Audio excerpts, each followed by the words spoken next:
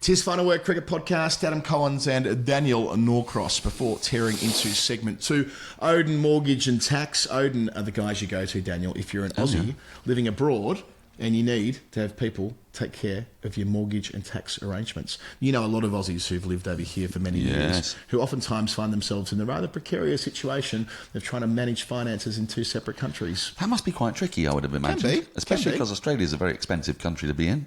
You just forget so things. is London. You just forget to do things. I forgot to book rates in the kids' flights to Australia this year. Oh, that wasn't smart. I'm going to pay a hefty premium for my forgetfulness, right?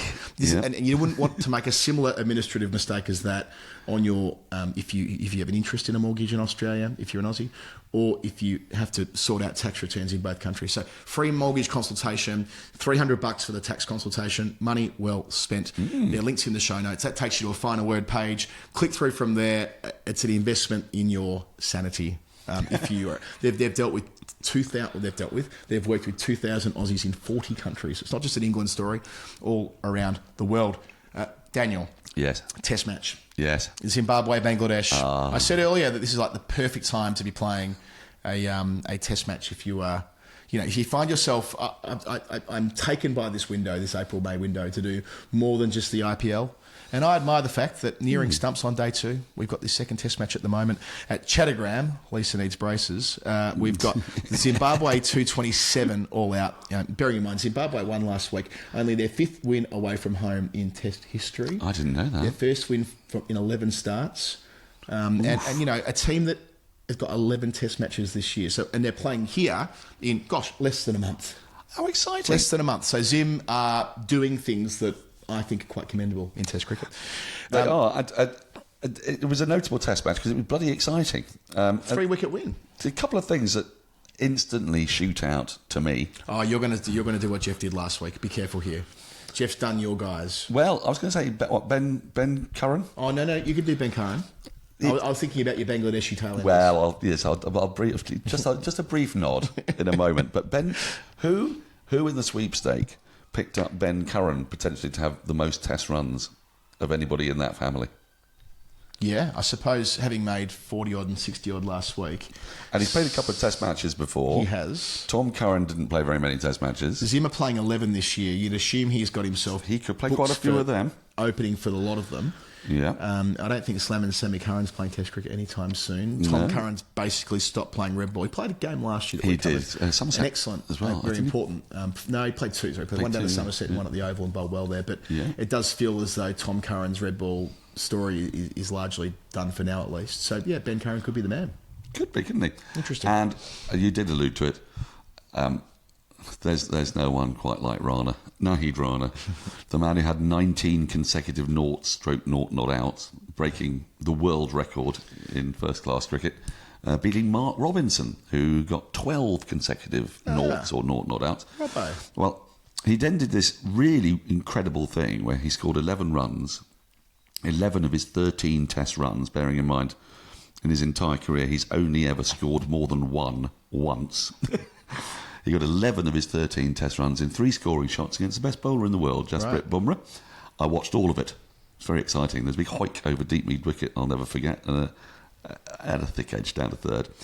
But he's back to normal. He got naught in the first innings, naught all out in the second, and then they've dropped him. And oh, no. Well, I say they've dropped him. I think it might have been a selection issue because Chattergram is not... It's a bit of a fast bowler's graveyard. You play 3 spinners at Chittagong. You do. As a rule. Yeah. But he's a bloody problem for all of the laughter about his bowling, about his batting, his bowling. He's rapid, you know. Oh, yeah. Oh, Andy Zaltzman frequently WhatsApps me when Nahid Rana's playing. Jeez, wheels this guy's 90 miles an hour plus. I love that Zaltz has got this reputation as this great, a political speaker, analyst on world affairs, brilliant podcast. Doesn't care about any of that. Doesn't give a fuck about any of that. Has to text people like you and me about obscure cricket shit. So just to go through what's going on, it's nearing stumps day 2, Zim 227 all out. Sean Williams, who's as old as me, top scored was 66. 87. 6 wickets for Tajul Islam. I watched Tajul Islam help bowl Australia out to a test victory at Dhaka in 2017. Good to see the left-arm spinner still going strong, so 6 for 60 for him. Bangladesh have taken a first innings lead. They're 291 for 7 at time of reporting. Shadman Islam has made 120 up the top of the list. And if you're wondering, Ben Curran made 21 yesterday. And for Zim with the ball, Blessing Murazabani. The reason I keep bringing him up is that his test record is magnificent. Blessing, 1 for 44, but we'll see more of that next week when we wrap up the end of that series. Let's get into the county championship. So this was the first round where we had fewer than the 9 games, where we kind of having split rounds. So there was 3 in Division 1, 2 in Division 2, and they tend to rotate through the buys thereafter. And after so many draws in Division 1, we've had a week where there have been 3 matches all won inside 3 days. No draws there. So no match made day 4. I have a theory about it. Okay, go on. You start there. Because everybody's got April wrong. We got Andrew Sampson to crunch the numbers, didn't we? Discovered that April is the run-drenchiest month of the summer, which may feel counterintuitive, but actually, when you go to these games, especially as they've been eking the season back earlier and earlier and earlier, it's the cold, my friends. It's the cold. Now, for Aussies, you may not fully appreciate this, but essentially, the season starts about a week after you still think it's winter, doesn't it? You know, you're still doing all the same normal things. You're sleeping under 2 blankets and a T-shirt and your pyjamas. The heating comes on at 5 o'clock in the afternoon, you know. You're fucking cold, basically. And then suddenly when the clocks go forward, we get this illusion of spring. A few buds pop out, the sun creeps out, and you think, hey, it's spring. It's not. The ground is freezing cold. It's rock hard, right? It's very hard for the ground staff to grow live grass in quite the same quantities because of the weather conditions. You don't get that wonderful thing where you get enough warmth in the air contrasting with the cool of the ground to create a bit of convection, which helps the ball move, right? I'm going to Cody again. I did get that.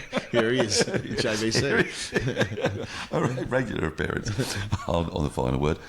So it's partly that. It's partly that the pitches themselves are in as good a nick as they possibly can be because nobody has walked on that square. Because we often forget, it's a fresh pitch, but we watch games at the Oval. People are diving around all over the other pitches. They're going to be made. So there is traffic. There's no traffic at the start of April. Bowlers are not as warmed up. They're not as limber. It's bloody cold out there. I have to keep on reminding people. It's like, you play cricket in 13, 14 degrees. You're just not as limber. The shoulders are not moving as well. We've seen it ourselves. The slight lack of nip. Going, is Dan Worrell as quick as he was last year? Well, probably not as quick as he was in September because he's warm in September and he's bloody cold, not because he's Australian, because he's a normal human being, bowling in April. As we get further into the month, it's noticeably different. This game, for example, ambient temperatures in the day are up to 17, 18 on the last day. It's like 21 degrees. This is different, very, very different from like 12, 13 degrees. Flies can't move around in the beginning of April, right? Now, flies and insects are appearing. And it's a combination of all these factors, to me, means that you're much more likely to get results, get wickets falling as you get to the end of April and into May, which I think is the most treacherous month, apart from September, is the most treacherous month to bat. When the flies are out, the ball will swing. Yeah. This is the theory we want to advance further if you're into that kind of field of inquiry. Sorry, that was a long explanation. No, that's okay. That's what you're here for. That's what you're here for. We were there for Surrey's 22-pointer, so 22 of the 24 available, to move from 7th to 2nd in one bound against rival Somerset. So just to go through the game quickly, it's quite a good game of cricket, this. So until it wasn't. It was a great game of cricket until it wasn't. Yeah. I was there for days 1 and 2, and I'm like, this is going to be an absolute ball terror here. Then Surrey had it wrapped up on day 3. They bowled out Somerset for 283. Plenty going on here. There was a retired hurt in the second over of the game when Sean Dixon walked off with what looks like a broken thumb. Very consequential, that, wasn't it, when you think about the course of the game? Jordan Clark is often the guy who finishes with like 2 for 40 from his 20. This time had the chance to run through them and picked up an outstanding fifer.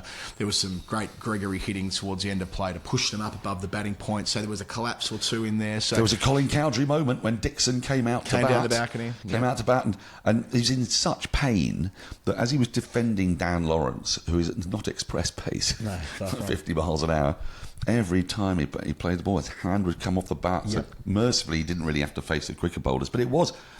If you thought Colin Cowdrey was brave for standing at the non-striker's end, not having to do anything at all, Sean Dixon, my friend, he's like all of the 300 at Thermopylae rolled into one. Surrey eventually did as they do. They got to 367. It wasn't a sure thing that they'd take the lead, but after the partnership between Sibley and Burns, 129 for the first wicket, they were in pretty good shape. That was Sibber's fifth 50 in a row. At one point, I think he was averaging 94 in that innings season across with a couple of hundreds. Then what proved to be a really important 55 not out from Dan Lawrence on morning 3, which gave Surrey enough of a buffer. Their fast bowlers go to work. 3 for 16 for Worrell, 3 for 24 for Clark, 8 for the match, 2 for 29 for Taylor. But at one stage, they're 38 for 7. And I want you to pick up the story here. I was playing cricket, following the scores. It felt like they were going to win by an innings as Surrey's quicks cut the head off the snake. Well, do you know, had they won by an innings, it would have been the second lowest first innings lead to produce an innings victory in the 21st century. Would have been a delight. I know. They would have taken it well down at Taunton as well. I think very equable. They're a very equable bunch, aren't they? Tends to be online. In Somerset, yeah. It came as such a shock because, Surrey have been the dominant side in the county championship for the last few years, and part of that is because of the strength of their bowlers, their 4-pronged, sometimes 5-pronged team attack. But so far this season, it hasn't worked out for them for very simple reasons. When they play away, off comes the grass. Flat decks. Chelmsford, no dice. Essex win toss, score 500. Sussex, similar. Sussex grind their way to 400. Surrey get over 400. Bore draw. And one game they played at home, Hampshire, it was one of those pitches where the grass couldn't grow, as I was saying earlier, and it was cold, and you just couldn't take the wickets. Suddenly, the Surrey of old came, and after lunch, the collapse was precipitated by Tom Lammonby just before lunch, missing a straight one from Dan Lawrence, playing across the line a bit and being LBW. First ball after lunch, clipped away for 4 by Tom Abel, 34 for 2. Yeah, they're 50 runs behind, but there's plenty of batting. That Somerset lineup, they bat all the way down. And you're still thinking, we know the script here at the Oval, it gets a little bit easier to bat. At what time tomorrow might Surrey win, or could Somerset get up to a lead of 250, 260, cause real shenanigans? Both those scenarios possible. Within 20 minutes, the game was over, and it was thrilling. Jordan Clark's next ball, after being hit for 4th, the first ball, was left alone by Tom Abel. Cartwheel, stump, cartwheel. 2 balls later, another wicket goes. Now you're sniffing a collapse. Josh Davey had come out to bat at number 3 earlier, then number 10, as a kind of new ball watcher. Yeah, right. Yeah, the loss of the first wicket when Archie Vaughan was brilliantly taken by folks diving right to his left. Was it sort of a lunch watcher? No, because he came out with about 50 minutes to go before lunch. Right. It felt like what they'd done was, for the minimum amount of disruption, you put a pinch block number 3, so that everyone else could then bat in their normal position. So then, Abel came in at 4, etc., etc., etc. And Davey can hold a bat. He's got good technique. He is then part of this collapse happens after lunch, and suddenly you can hear the panic. And when those things happen, when people who weren't expecting to bat, they've had lunch, they're sort of like, they'll be thinking, I might have to bat before tea. They might be thinking, be good if I don't have to bat till well after tea. That mean we're in with oh shit, you're in, mate. So it went bang, bang, bang, bang, bang. They lost 5 wickets for 4 runs in 4.5 overs. Some of it a little bit unlucky, the odd drag on. Some of it stunning cricket. Check out Dan Worrell's caught and bowled. It's a thing of beauty. He's a big lad, Dan Worrell. His reaction time, we're very lucky to have the cameras at the Oval. We got a brilliant view, just looking at the bowler from ground level as he comes into bowl. He's only 1 pace into his follow-through when the ball's pinged back at him by Tom Banton, and he just dives to the ground, picks it up 2-handed, inch off the ground, absolutely no danger of that not being a clean catch. And he then does this wonderful celebration where he's shimmying and doing side steps. Did he play a lot of rugby? Well, it looks like he did. You know, interestingly, for a Melbourne lad, he did grow up playing rugby because of his parents, who were British. Well, one of his parents, can't remember anymore. One's British, one's Irish background. I should know, given it was a long time ago I did that interview for the Almanac with him that was released on our feed last week. But that stands to reason that he would have done sort of a rugby. He's got a sidestep on him. He's got a sidestep. And he was basically, I thought he was going to go fully around to here, went absolutely berserk. There was a bit of a fight back. Miguel Pretorius, a South African burly chap, struck a meaty and powerful 50. And just as you thought, Somerset had got to the lead, they were dead and buried because they were 7 down, but could they eke this out beyond tee? Just make things a little bit awkward.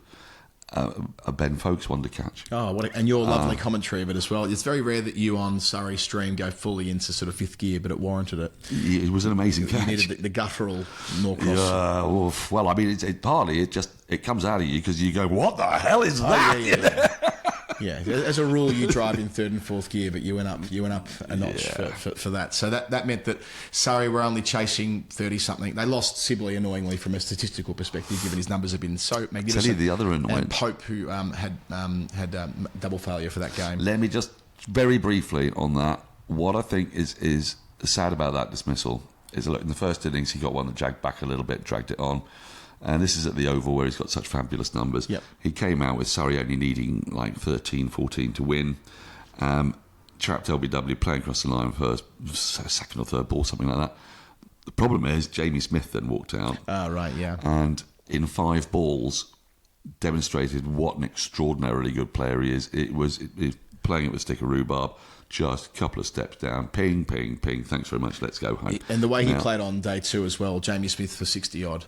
It won't stand out in the statistical columns of the game, but boy, the aesthetic, the experience of watching it and commentating on it, it is. We are nearing the point where he's going to have to be elevated up the England Test order, and those gloves are going to have to go away. And that's a good problem for England to have. That's not a bad thing. It is, but it's a problem for Pope, and I'm a big fan of Ollie Pope. Big fan, as everybody knows.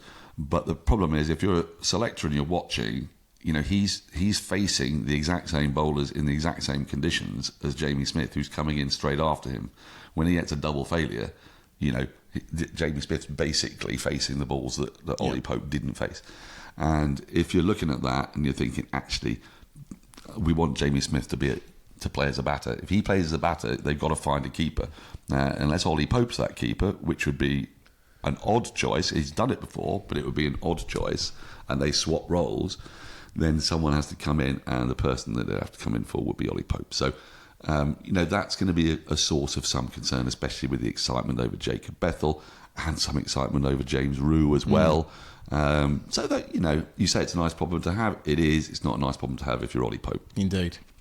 So Surrey get back to their winning ways, as you might say, having had 3 draws to start the season. The 3 Peters are on the board in style. They're not top of the tree, though. That's Notts, who've had a really good start to the year. They've knocked off Sussex in 3 days at Trent Bridge, sort of back to reality for Sussex, being rolled for 169 after a few good weeks down there at Hove. Hutton 4, Tongue 5. If you get the chance, watch the compilation of Tongue's first spell back in that first Sussex innings. It was quick, it was lean, it was moving, it was exactly why Rob Key a couple of weeks ago mentioned him several times in one interview, because they think it's Tongue. We can speculate about who we think it might be, who they're going to try and build an attack around.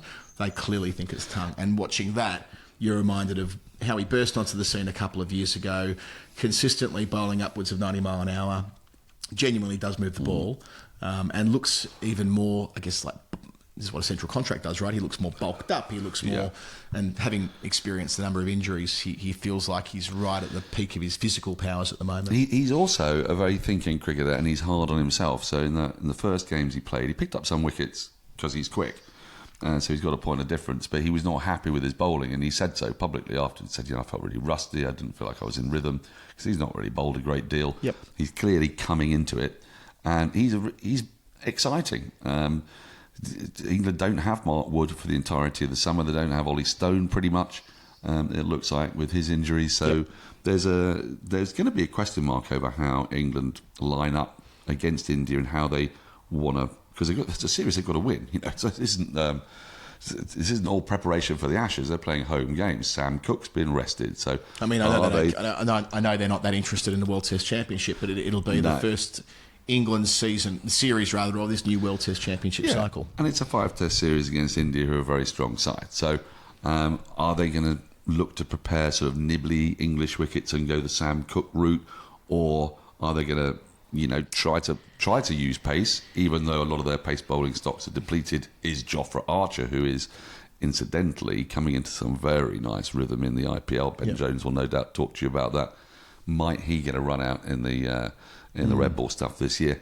Other person, though, to look out for in that game, talk to Vithushan Hantharajah about Farhan Ahmed. Oh, yeah. Yeah, we're going to get to that in a sec. Yeah. Very interesting he was about him. Because he said, I find it really difficult to assess off spin. He said, he's very honest. I said, I don't really know whether someone's a really good off spinner. It's just kind of like a little blind spot he might have. But Farhan, age 17, came on ahead of the more senior spinner, Liam Patterson-White, locked down an end for like 15 overs, didn't bowl a bad ball. I think he got hit for like 2 boundaries across the whole stretch. And that's what you're looking for, isn't it? When you think about England's trouble trying to find spinning replacements after Graham Swan, the problem has always been that even Jack Leach, who's taken over 100 wickets, isn't consistent enough in holding up an end. He drags the odd one down, he's tapped through the offside. Shoaib Bashir goes for runs.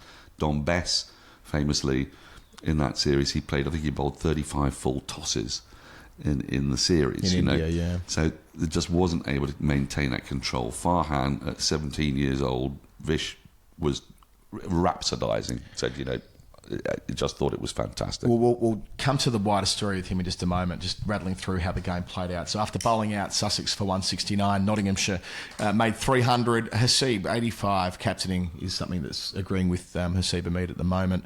Ollie Robb and Jaden Seals picked up 4 wickets each. Funny old sausage, Ollie Robinson, isn't he? Like, it's hard to know where, because people forget, I reckon, that his story was quite aligned with the Bazball era. I know 21 was his breakout year at home, but he played a lot of cricket under McCullum in 22 and 23. I think there's an issue that he played in that test match in India when his pace was way down, when he was injured.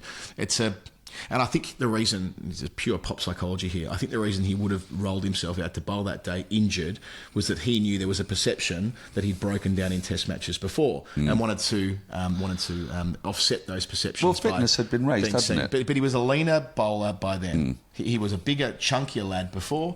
He'd shredded down, and he picked up this injury in India when he wasn't the type of body shape, and I hate to emphasise this too much, but it was a major discussion point within English cricket around Robinson, especially in the 21-22 Ashes. He gets injured in India, bowls when he shouldn't, speed gun down, and that's the tag that he carries with him now, that he doesn't maintain his pace and that type of thing. So I think that's a little bit of a bit. I wonder if he comes back. I don't. What I'd say with that is that it's for younger cricketers. Don't try and do things when you're injured, because it can unfairly add to your reputation. I don't know, like when he was in Australia in 21, 22, at different points, it might well be that I don't know where his story goes. I jokingly say that he should get these bad boys on, get the T20 Vision sunglasses on, and bowl some off breaks. He would look very good wearing the glasses I'm wearing right now. I don't know which pair these are, by the way. Got a bunch delivered from Australia the other day, but these are very nice to bowl in. There's a link in the show notes, 10% off. Get yourself some new sunnies for the new season. Whether he should go double threat now, or whether he should, just stick to his knitting and continue bowling seam up. I'm not really sure. It's just interesting that a guy that is as capable as Robinson, with a record that at the top level is as good as Robinson's, would have just vanished. We didn't even mention him in dispatches when going through all of the England seamers that might play this summer. It feels like everybody has overtaken him. Well, there's a bit of an elephant in the room as well, isn't there, which is his podcast. He did a podcast with his partner. Yeah. And I don't think it was particularly well received because there was... He was willing to talk about stuff that players like to keep to themselves, But even if he is, I think the view is that he's thick as pig shit, right? There's a view out there that he's done things which are not smart in the game. I don't know whether he is, by the way, but there's a view. The collective view is that this guy just makes error after error. But since when has that been? I hate to be blunt about this, but since when has doing stupid shit precluded you from getting picked for cricket teams? Right. It isn't really a factor. It may be in the margins, but his record, there is an incongruity between his record, his ability. Remember the way he bowled against India India in 2021 over here. We kept talking about, highest release point in cricket after Kyle Jamieson. He was a wobble scene pro. The metronomic nature of his bowling never gave anything away. His numbers don't lie. If he doesn't play another Test match, it'll look incredibly anomalous, and people in the future are going to go, "How come this guy played?" Anyway, so there's the Ollie Robertson story, if you like, in short. So Sussex, back to the game in question. Sussex 278, Haynes back in runs, getting 64. Simpson 74 more, the Sussex captain, who's had a great start to the year. Farhan Ahmed Forfa, the 17-year-old finger spinner. Younger brother thing going on too, isn't there? A bit like with young Tom Rue, isn't it? Yes. James Rue's younger brother, who we're already moving on, talking about how the real prodigy might be the kid. There's probably a fetus in a womb somewhere that's that can already. There's a Rue that's festering in that there womb who's even better than all of them. Yeah, may well be the chat. And then the last person I wanted to mention in this game was the big Fergburger, Fergus O'Neill, 3 for the finish. Tell me a little bit about his story. 21 wickets to finish, top of the country. He's wrapped up now. I personally think he should stay in London. I know he's living, in the Midlands. He's got a visa that precludes him from doing any more cricket for the time being. I'm not sure how that works. I've never quite understood how the visa stuff works. But so he now stops playing as a pro, 4 weeks in the comp, leading the country for wickets, good as gold. Come and work for us. I'll give him a bit of freelance work. The reason is I want him to stay in London and stay warm, keep netting. Yes. Well, if someone got injured... I was thinking about the Wormsley game on the 18th of August. That as well. If one of the big 3 got injured before the 11th of June, if that were to happen, I know Scotty Boland will be in the squad. He might even be in the first choice team. I don't really know. But you would want Fergus O'Neill within tube distance of Lords. Good call. He can stay at my place. Very generous of you. I know. Does Rach know? Yeah, we've got a bit of a challenge with the girls in separate bedrooms right now, but we're going to have Peggy up in our bathroom. Is she still in the cot? We put her in a travel cot. That's fine. Stick her in the bath. Ferg can stay, the Fergburger can stay in the spare bedroom, or what is now Peggy's room. We'll work it out. It's fun. We put people up all the time. He should not leave the UK, and if his visa doesn't permit him to be here right now, overstay. People have been overstaying their visas in the UK, time immemorial. I know so many people who shouldn't have... Yeah, you get a little black mark in your passport when you eventually go through customs to fuck off. But by that point, he'll be he might be a test cricketer. And as we know, you can get away with whatever you want when you've played international cricket. The rules change. Could be a world champion. The rules change entirely. Don't go anywhere, Fergus. Stay at my place.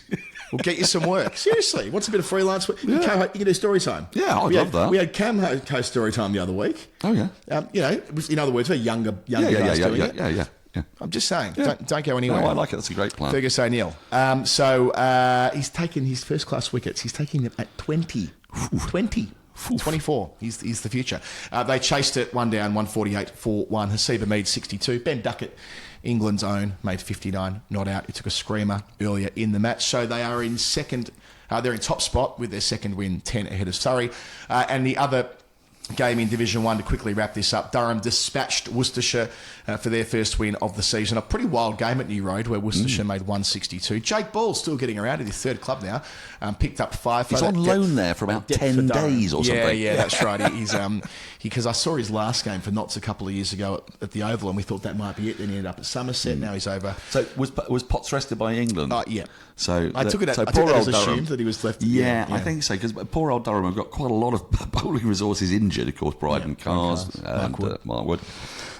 So when they if England rest Potts, that's like, who's left? That Jake Ball arrives. Jake Ball, former England international, Ashes tourist as well.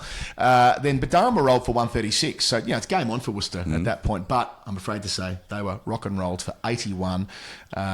They had Ben Rain, who's the ever reliable at Durham, taking 4, and Cody Youssef, his first county championship game out here from South Africa, picking up 4 as well. So Notts, Surrey, Sussex, Essex, the top 4 at the moment. Weekend ahead, bank holiday weekend at that. Yorkshire hosting Warwickshire.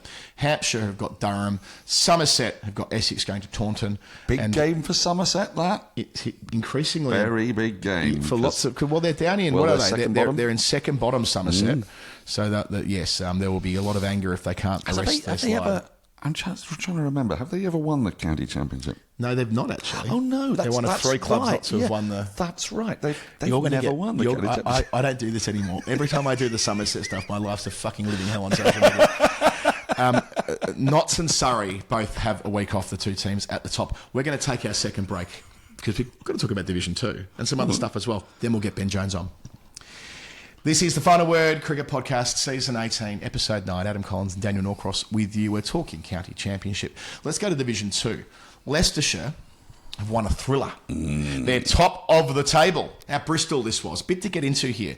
So Gloss, all out 252. James Bracey, 93. Good to see. Treated poorly by England. I would like to see him return at some stage. Ben Green on loan from Somerset took 5 for Leicestershire. Then Peter Hanscom's team, Leicestershire, got 262. Nice tight one. 9-run first innings lead. That's what you want to see. Lewis Hill, 52. Hill 55, Ian Holland 52, Ben Cox 53. That feels like a Samo special. 3 highest scores within 3 runs of each other in the 50s. Yeah. Also, I'm not sure. Yeah. Dom Goodman picked up 5 for 54, and what a fifer it was. Absolute class. Bowled his bollocks off. Goodman's the 24-year-old, and final word link. He's a graduate of Dr. Challoner's Grammar School in Bucks. So for Australian listeners, that's still a state school. It's not a private school. I emceed their 400th birthday bash in the Long Room last year, Dr. Challoner's school. And that's because their head teacher, David Atkinson, is one of our patrons. Oh, lovely. A teammate of mine occasionally with MCC. And his daughter, Imogen, helped unpick Jeff getting the playlist wrong from a Taylor Swift album on Storytime. So with that in mind, I think Dom Goodman's the final word zone. Oh, definitely. I think we claim him, especially after his maiden. Is he going to stay at your gaff as well? He can if he wants to. Well, I quite like it out in Bristol. Yeah, if you're in Bristol as it is, I wouldn't need to come to London necessarily. Then Gloucestershire rolled for 152 in their second innings. Ian Holland, 4 for cricket superstar, former hell of a signing. What a signing! How was he surplus to requirements at Hampshire? It's pretty strong, I guess. So he's top scored, then he's taken a 4 for, opens the batting and opens the bowling occasionally at first class level. Ian Holland, Leicestershire set 146. There was a wobble. They were 42 for 5. Then Hanscom nudged them up to 100 for 6. And eventually Ben Cox and the loanee, Ben Green, got them over the line. They won by 2 wickets. They showed signs last year, Leicestershire. Lots of draws. They were hard to beat. But this time, they are top of the table. And this is significant because Leicestershire have never been promoted.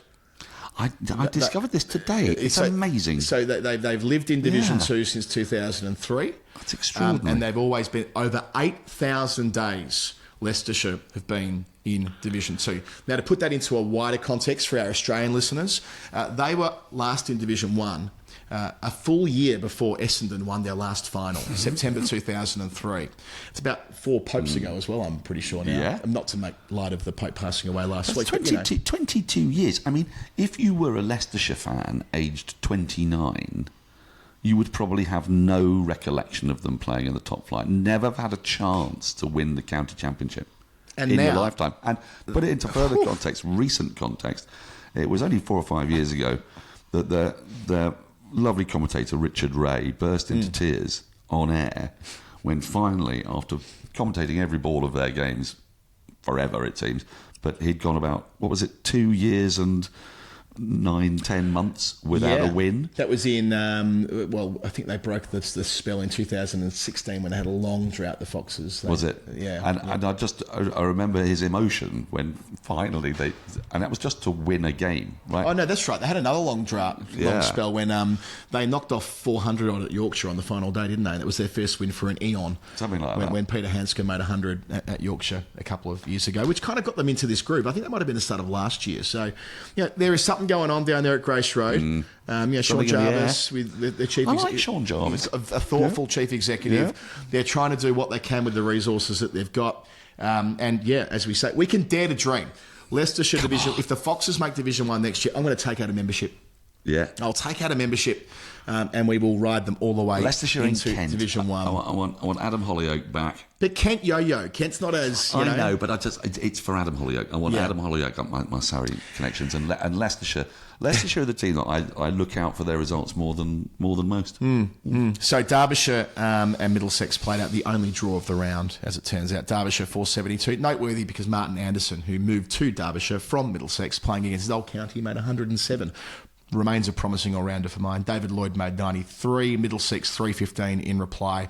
Ben Geddes, formerly of Surrey, now Middlesex, top scoring for the second week in a row, making 59. And Middlesex followed on 307 for 7. Got a bit hairy at one point. It they did. Were There was 40 odd first 6 at tea with a lead, quite a flimsy lead of about 80 odd. And Max Holden finished with 94. He was mentioned by Rob Key a couple of weeks ago. He? Got name checked in an interview. So interesting. A player of some pedigree when he was younger, had a bit of a dip in his early 20s, but making plenty of runs for Middlesex this year. There was some chaos with a run out between Lewis Deploy and Stevie Eskenazi, where just before Deploy lunch. didn't move after thinking he'd struck a boundary, and Eskenazi was running and Deploy wasn't, and it was all a bit shambolic, really.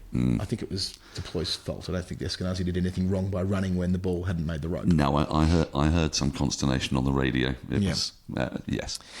So Division 2, Leicestershire 74, Derbyshire 61, then Kent, Middlesex, Gloss, Lancs, Northants, Glamorgan. This week it's Leicestershire hosting Northants. Great opportunity.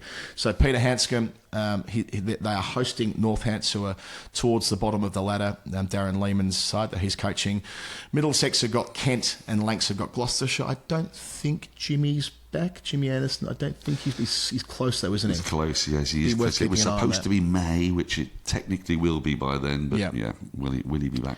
It's worth keeping an eye on that. And staying with England domestic cricket before you and I part ways and I get Ben Jones on the line, we've got, the second round of the Women's One Day Cup. Before getting into this weekend's results and the tables, just want you to give a quick recap of the game, the rather bonkers game that you did to start. Now, I mentioned the scores of Surrey-Somerset last week, but I didn't get into the nitty-gritty, and maybe I should have, because it seems like one of the great finishes.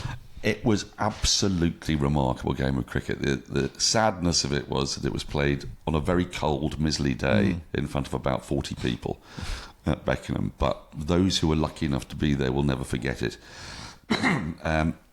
Surrey were inserted on a miserable day for reasons I don't still understand. They went out to play in the mizzle. The mizzle became drizzle. As it does. And by the time it had become drizzle, Surrey had lost a wicket. This becomes rather germane. They were 20 odd for 1 after 3.1 overs, off they toddle. They come back, the game's reduced to 33 overs per side, at which point Surrey's powerhouse, they bat down the order all the way down, and they've got some very powerful batting in there, like sort of Danny White-Hodge, Sophia Dunkley, Alice Davidson-Richards, Alice Capsey, and they just kept going, and it was thrilling. And they scored 243 in 33 overs, which is also an indicator of just where women's cricket's going, the arc of hitting, but also it's testament to what a lovely pitch for women's cricket Beckenham is. You know, whether it's a great venue to be showcasing the revolution in women's domestic cricket, I'm not sure, but you can't fault the surface. The ground staff done a fantastic job. Ball pings around. Out comes Heather Knight. I mean, there was a point, just a sidebar, there was a point when Amanda Jade Wellington was bowling from one end, Charlie Dean was bowling at the other end, Sophia Dunkley was in, and Alice Capsey was in. Proper. I was watching an international. Yeah. It was proper cricket. Anyway, they get to 243. Then, to my complete bafflement, Duckworth Lewis changes the equation, and I thought, well, it'll change the equation up by a couple of runs because Surrey were disbenefited by going out to bat for 3 overs, thinking they had a 10 over power play. It was actually only a 7 over power play because the rules of engagement changed. Well, it didn't. It came down a touch. And were it not for the intervention of Ed Seaborn, the Gloucestershire commentator, And what a great commentator he is. He's a very good commentator, and I would be none the wiser. But he pointed out that because Surrey lost that wicket, that has to be reflected in the Duckworth Lewis calculation because you've got fewer resources. You've got fewer resources, and Somerset had taken that wicket. Yeah. So they're rewarded for getting a top order wicket. Correct. Yep. So the target came down, importantly, down to 238. Well, even a first wicket partnership of over 100 with Heather Knight and Emma Corney, who's an interesting looking prospect, I've got to tell you. Once she got her eye and padded very well. Even then, you thought just a wicket falls and a lack of depth that Somerset have got will be a problem. And that sort of proved to be the case, despite a decent partnership involving Charlie Dean and Fran Wilson. But they got to a point when they lost their fourth wicket when 31 was needed off 10 balls. In women's cricket, you don't get that. In men's cricket, you very seldom get 31 off 10 balls. In women's cricket, it's basically unheard of, yeah? Wello strides out. Oh. Everyone's favourite cricketer, Wello. Be still my beating heart. What a great human being, Amanda Wellington. Yeah, she's indexed to the same place in my brain as Grace Harris. And that is the highest accolade I can give. So, Wello walks out, and standard field. 5 in the ring on the offside, 4 on the leg side. It's okay for the first ball, which is clattered through backward point deliciously. It's kind of okay for the second ball, which is clattered through backward point for 4. Just thinking, might want to get a sweeper on the offside. Might want to come round the wicket. Third ball, clattered through point for 4. Still no sweeper. Fourth ball, wonderful glide, open face, same region. Suddenly, 16 runs have come off Wello's first 4 balls, 15 needed off the last over. Fran Wilson with a 4. Guess where? Backward point. Correct. Single. Wello walks out. And you want a backward point for Fran Wilson anyway, due to the reverse sweep, don't you? Correct. So spot on. Need a backward point to Fran Wilson. 4-1. Wello. Fifth ball. 4. I think it was also through point just in front of square. They've actually now put a fielder out there, but she's found it again. Unbelievable. 5 balls, 5 fours. Right? Now needing 6 to win off 3. She then moves across her crease because finally it's gone, shit, we need to put some more people on the offside. So she moves across her crease, flips up and over fine leg. 4. Oh, class. Wello, balls faced, 6. Runs, 24. Unbelievable. 2 needed off 2. Ball goes down the leg side, touches a pad. Fran Wilson runs. Wello doesn't. Shit. Kira Chaffley collects the ball, fires a throw in at the non-striker's end with 3 stumps to aim at a distance, 25, 30 yards. Narrowly misses the off stump. Wello's home. 1 needed off 1. All the field comes up. Fran Wilson pumps it over deep mid-wicket. 1 bounce 4. They hit in the end. They needed 31 off 10. They scored 34 off 10. 8 boundaries, a leg bye and a single. Unbelievable scenes to win the game. So how many balls to go did they? Was it the last ball? Last ball. I mean, they've cleaned the clock. It's the perfect it could not have been more 147. We've got the snooker on the telly here. 2-4-3 played 2-4-1, 2-4-1-1, which is why I mentioned Duckworth Lewis, because that proved to be ultimately very significant. Beautiful. But Amanda J. Wellington, 3 wickets with a ball, an unbelievable 24 from 7 balls. It was great stuff. Surrey lost their second game as well, and we'll come to that in a moment. Right, yeah, we'll come to that. I just wanted to frame it up. Pre-tournament favourites up there, big or at going least on here. Sort of them and the Blaze, you know. Yeah, they're there and thereabouts. They're sort of seen as the 2 strongest sides with good cause, but they are a little bit RCB as Surrey, by which I mean RCB of past, where very strong batting, the bowling don't have quite the same depth. So they've gone in there with a lot of power and a lot of big names, and they were humbled by a Somerset side that were not fancied at all, rely on their big guns. Very important to note, Heather Knight batting really well. She might yet have a sort of Joe Rutian post-captaincy career, and I think that we would all hope that for her. Wouldn't that be lovely? A lot of final word faves rattled off there. And Kira Chatley, Dulwich Cricket Club's own. She will never know it, but she had quite a big effect on my commentary career, actually. I'll tell you about it another time. Doesn't matter. Not for this conversation. Now, round 2, because we did round 1 last week. Durham were defeated by the Blaze by 5 wickets, a 50 for Catherine Bryce, who's an absolute gun, been on the final word before.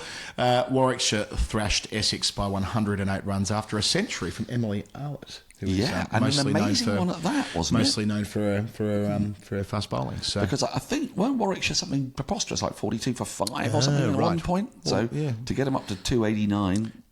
Eva Gray Pfeiffer, I suppose most of that must have been when they were taking wickets early, and then Essex were knocked over for 181 after that Arlett 100 down the list. Hampshire beat Surrey by an even 50 runs, so 2 losses for Surrey to start the campaign. Lindsay Smith 3 for 28 for the winners there. Lancashire won by 7 wickets. They defended 205 for 9, which That's confusing. How does that work? That must be a Duckworth-Lewisy thing. Doesn't matter. All good. Wickets for Kate Cross and runs for Eve Jones, who made 97 not out. Moving to the second division, which is a different format of the comp as we explained last week. So if you're keen to know the architecture of League 2 versus League 1, that's all there for you. Kent beat Derbyshire by 9 wickets, 111 not out for Amy Gordon. Yorkshire thrashed Sussex after bowling them out for 77. They needed to do that as well because they had a hammering in the first round, and they're going to be a Tier 1 county next year. Right. So eyes are on Yorkshire's women, but they've bounced back well there. Lauren Winfield-Hill, 47 not out in the 9-wicket win. Northants won by 34 runs over Gloucestershire, having made 233. Now, interesting here, the Gloucestershire on debut, top scoring, 53, Melissa Story, who's a colleague of ours in the cricket media, works with you with the BBC. So her first game, she didn't play round 1, played round 2, in a losing effort, 53. So well done, Mel, who's an excellent young commentator. Trying to get her into our Zero Ducks team. That's a very good idea. When we play you, we might mention that before we jump off in a moment and finish this episode.